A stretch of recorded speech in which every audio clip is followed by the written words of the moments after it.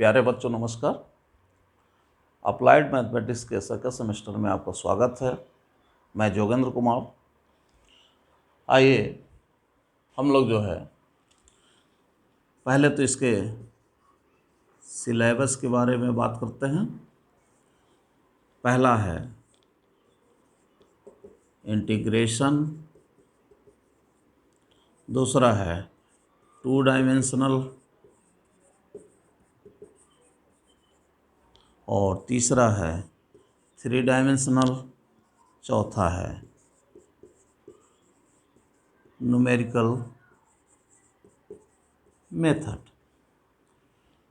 इसके अंतर्गत substitution method है, बाई पार्ट्स और इसी प्रकार से पार्शियल फ्रैक्शन। इस पोर्शन के अंतर्गत हम लोग देखेंगे प्रतिस्थापन द्वारा समाकलन कैसे करेंगे, खंडशः समाकलन, बाई पार्ट्स मीन्स खंडशः समाकलन हम लोग कैसे करेंगे और आंशिक भिन्नों में बदल करके कैसे करेंगे। इसके साथ ही साथ सम इम्पोर्टेंट कुछ महत्वपूर्ण समाकलनों का भी अध्ययन हम लोग करेंगे। फिर आगे बढ़ेंगे। इसमें ये सारे पार्ट जो है इनडिफिनिट इंटीग्रेशन के अंतर्गत आएगा। इसके आगे हम लोग पढ़ेंगे तो डिफिनिट इंटीग्रेशन कैसे करते हैं बच्चों, उसके बारे में पढ़ेंगे, उसका उपयोग करेंगे, एप्लीकेशन करेंगे और उसके तहत हम लोग जैसे लेंथ ऑफ कर्व उसको ज्ञात करेंगे, किसी भी चाप की लंबाई कैसे निकालते हैं, किसी वक्र के द्वारा घिरे भाग का क्षेत्रफल कैसे निकालेंगे, आयतन कैसे निकालेंगे जब किसी भी वक्र के भाग को अगर हम किसी अक्ष के परितः रिवॉल्व करते हैं तो जो ठोस जनित होगा, इस प्रकार से इसको जब हम रिवॉल्व करेंगे तो यहाँ पे इस प्रकार से ये ठोस जनित होगा और इस ठोस का हम लोग सरफेस एरिया वो ज्ञात करेंगे, आयतन ज्ञात करेंगे और इस डिफिनिट इंटीग्रेशन को और आगे पढ़ेंगे तो हम लोग जो है न्यूमेरिकल इंटीग्रेशन भी पढ़ेंगे।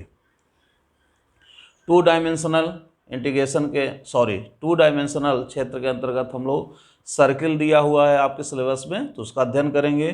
थ्री डायमेंशनल में जो है इसके अंतर्गत सिर्फ सर्किल और यहाँ पे हम लोग देखेंगे थ्री डायमेंशनल स्पेस में, इसमें जो है पॉइंट इन स्पेस ये पढ़ेंगे, स्ट्रेट लाइन प्लेन और न्यूमेरिकल मेथड में हम लोग रेगुलर फॉल्सी मेथड पढ़ेंगे, बाइसेक्शन मेथड पढ़ेंगे और न्यूटन्स रैप्सन मेथड पढ़ेंगे। तो आपका कुल मिलाकर के जो सेकेंड सेमेस्टर का पोर्शन है वो कवर करेगा किस सब्जेक्ट के अंतर्गत, अप्लाइड मैथमेटिक्स के अंतर्गत। तो आप लोगों को क्लियर है।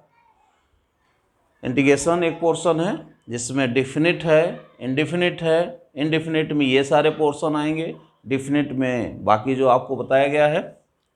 टू डायमेंशनल में सिर्फ सर्किल का अध्ययन करेंगे हम लोग, थ्री डायमेंशनल में ये 3 चैप्टर्स हैं और न्यूमेरिकल मेथड में भी 3 पोर्शंस पढ़ेंगे हम लोग। आइए देखते हैं वन बाय वन करके और स्टार्ट करते हैं।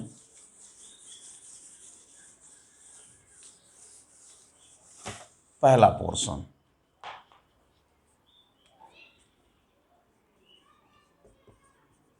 Integration.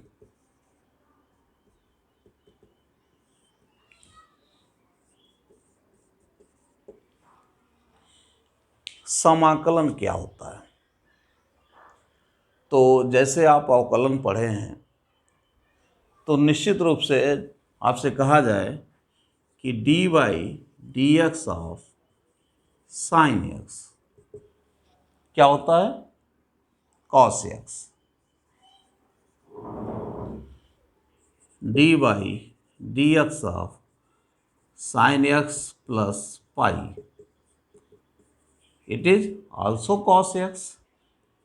D D x of sine x plus √5 is equal to cos X. क्योंकि यहाँ पे बच्चों पाई कांस्टेंट है, इसका डिफरेंशिएशन करेंगे 0 होगा, टोटल वैल्यूज आपकी मिल जाएगी कॉस एक्स। इसी प्रकार से √5 का भी वैल्यू 0 आएगी और ये भी कॉस एक्स आएगा। Similarly d by D x of sine x plus c, जहाँ सी इज एनी कांस्टेंट, कोई भी कांस्टेंट सी हो तो इसकी वैल्यूज क्या होगी, कॉस एक्स। क्लियर बच्चों।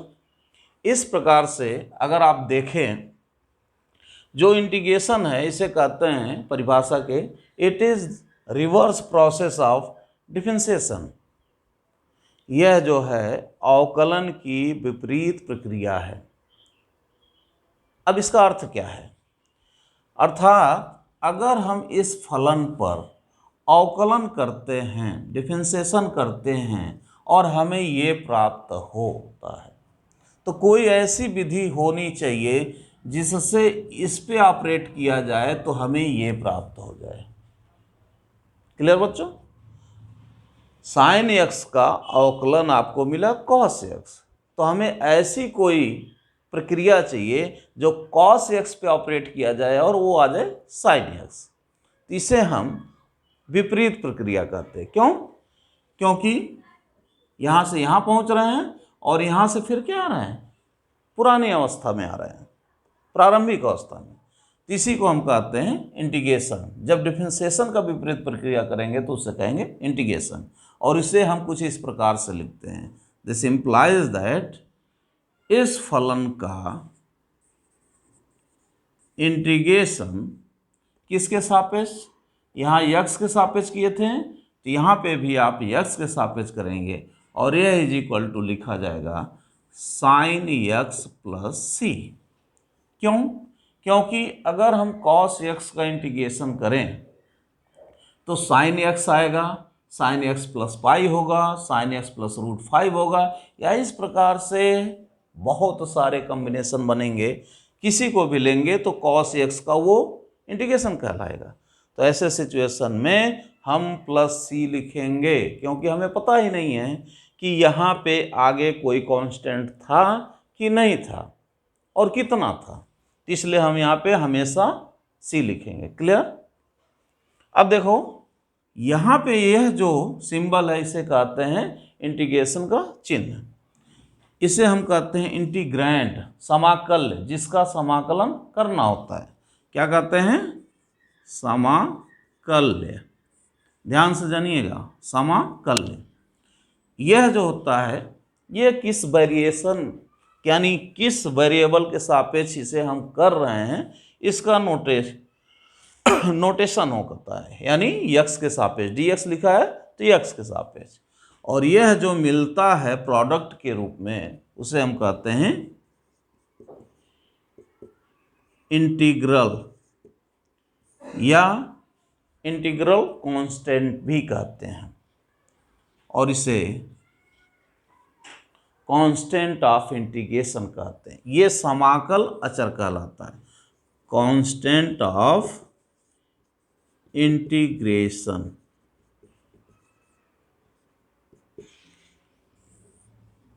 जिसको आप समाकल अचर कहते हैं।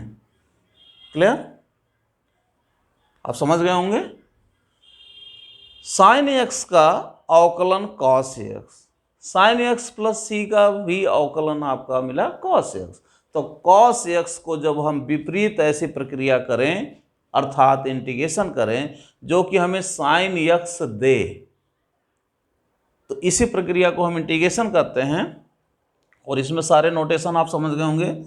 इसे हम समाकलन का चिन्ह, समाकल्य, किस चर राशि के सापेक्ष आप समाकलित कर रहे हैं, साइन एक्स अर्थात जो आया प्रोडक्ट आया और उसे हम इंटीग्रल कहते हैं या इंटीग्रल कांस्टेंट कहते हैं, और इसे हम कांस्टेंट ऑफ इंटीग्रेशन कहते हैं।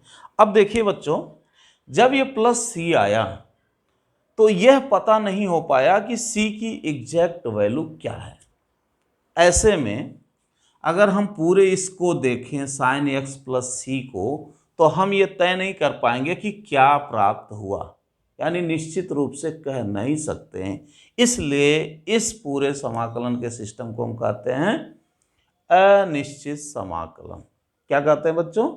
अनिश्चित समाकलन, इनडेफिनिट इंटीग्रेशन। क्लियर हो रहा? क्यों?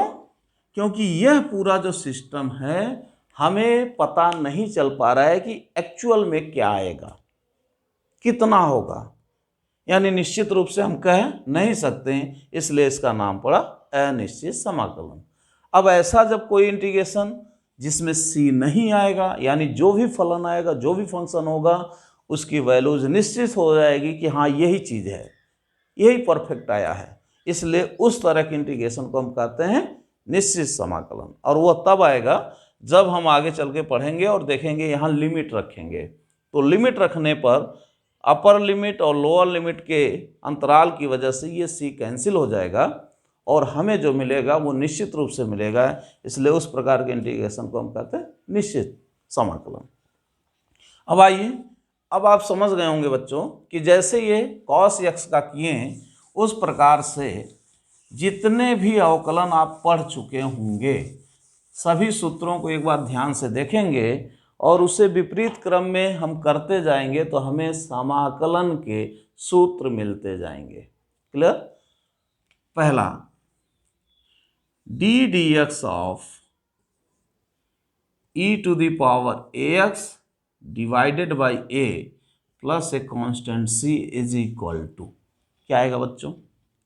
जब आप इसको करेंगे तो इसका होगा e to the power A x into a, और ये ए से कैंसिल हो जाएगा, प्लस सी, और सी की क्या होगा? 0 होगी, इसलिए ये वैल्यू सिर्फ आएगी। तो इससे ये स्पष्ट होता है कि integration of E to the power A x d x is equal to क्या हो जाएगा? 1 by a e to the power A x plus A constant c. अब ध्यान से समझिए, इसको कैसे याद करेंगे, लर्न करेंगे। जब आप अवकलन करते हैं तो ए जो यहाँ आता है वह मल्टीप्लिकेशन में आता है, समाकलन के समय क्या हुआ? ये डिवाइड हो गया, बट्टे में आ गया, नीचे हो गया। अब जैसे एग्जाम्पल के तौर पे अगर आप लिखेंगे e to the power -5x dx is equal to, तो फार्मूला सीधे सीधे आप देख सकते हैं और ये हो जाएगा e to the power -5x divided by -5 plus A constant C. Clear? और आगे चलते इसी प्रकार से आप ये जानते हैं d D x of tan ax divided by A plus A constant C is equal to, तो tan ax का क्या होता है? Sec square ax into a, और ए से कैंसिल हो जाएगा, प्लस सी का हो जाएगा 0। तो this implies that integration of sec square ax with respect to x is equal to tan ax divided by A plus A constant c. Example के तौर पे कुछ भी रख करके आप निकाल सकते हैं। क्लियर? और आगे चलते हैं हम लोग बच्चों और देखते हैं इस प्रकार से कितने फार्मूले बनेंगे।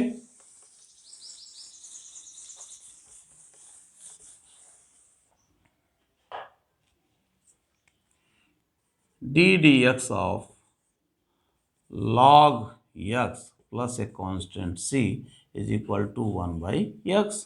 This implies that 1 by x dx is equal to log x plus a constant c. तो निश्चित रूप से जितने भी फार्मूले आप अवकलन के पढ़ेंगे तो बाएं तरफ से दाएं तरफ पढ़ते हैं तो अवकलन के फार्मूले होंगे। अगर उसे हम दाएं तरफ से बाएं तरफ पढ़ें, from right hand to left hand, तो ये सारे सूत्र क्या हो जाएंगे? समाकलन के हो जाएंगे। तो हम इस प्रकार से आपका 2-3 और बताते हैं सूत्र। बाकी सभी सूत्र आप बच्चों याद कर लीजिएगा, क्योंकि सूत्र सभी याद होंगे तभी समाकलन आप जल्दी से कर पाएंगे। क्योंकि और ये सारे फॉर्मेशन जो सूत्र के रूप में होते हैं इसे हम कहते हैं मानक रूप में, स्टैंडर्ड फॉर्म में। आगे चल करके कुछ ऐसे भी प्रश्न आएंगे जो मानक रूप में नहीं होंगे, तो उन्हें हम बनाएंगे कुछ मानते हुए, जिससे वो मानक रूप में आ जाए और फिर हम आसानी से उसे सूत्र की सहायता से हल कर लेंगे। इसी प्रकार से d D x of cos x plus एक constant c is equal to क्या होगा? तो अगर हम यहाँ माइनस लिख लें तो ऑलरेडी ये हो जाएगा sin x, क्योंकि cos x का होता है माइनस sin x और माइनस पहले से है तो ये हो जाएगा sin x। तो this implies that sin x dx is equal to minus cos x plus एक कॉन्स्टेंट c। इसी प्रकार से integration of a into f x d x is equal to, अगर एक फलन हो x का और कोई कांस्टेंट है उसके साथ गुणनफल है, तो इस गुणनफल के पूरे का जो समाकलन होगा वह जो होगा अचर फलन तथा उस फलन के समाकलन के गुणनफल के इक्वल होगा। क्लियर? इसी प्रकार से अगर दो फलन हो f1x प्लस f2x और इसे हम इंटीग्रेट करेंगे dx के सापेक्ष, तो ये हो जाएगा पहले फलन का इंटीग्रेशन प्लस दूसरे फलन का इंटीग्रेशन, अर्थात दो अथवा दो से अधिक फलनों का रैखिक संचय हो, एक साथ जुड़े हुए हों, प्लस C1 करके हो, C2 करके हो, प्लस हो, माइनस हो, किसी भी रूप में हो, तो जिस रूप में जुड़े हैं उसी रूप में जोड़ते हुए सभी को अलग अलग फलनों को हम समाकलित कर लेंगे। क्लियर बच्चों? तो इसी के साथ ये जो चैप्टर है, ये पहला जो कि समाकलन है डिफिनीशन के रूप में, वो समाप्त होता है बच्चों। इसके प्रश्नों को आप आसानी से हल कर सकते हैं। एक क्वेश्चन है e to the power 2 log sec x dx, e to the power 2 log sec x dx। तो इसे बच्चों थोड़ा सा इसको ध्यान से देखेंगे तो इसे परिवर्तित करके लिखा गया है ताकि आप समझ न पाएँ। अब इसको थोड़ा सा आप समझने की कोशिश करिए। तो इसे आप लिख सकते हैं e to the power log sec square x dx। देखिए, अगर log m to the power n हो तो ये हो जाता है n log m। तो यहाँ पे n log m था तो हमने लिख दिया log m to the power n, तो ये हो गया log sec square x dx। Clear बच्चों? अब एक फार्मूला और आप जानिए, e to the power log x is equal to x होता है, e to the power log k is equal to k होता है, e to the power log t is equal to t होता है। तो ये क्या हो जाएगा बच्चों? sec square x dx। और जिसे आप बड़ी ही आसानी से समझ रहे हैं, इसकी वैल्यूज हो जाएगी tan x प्लस एक कांस्टेंट c। तो मुझे उम्मीद है बच्चों बाकी जितने भी प्रश्न होंगे इस चैप्टर में आप आसानी से हल कर लेंगे। और फिर हम आपसे मिलते हैं अगले वीडियो में। तब तक के लिए नमस्कार।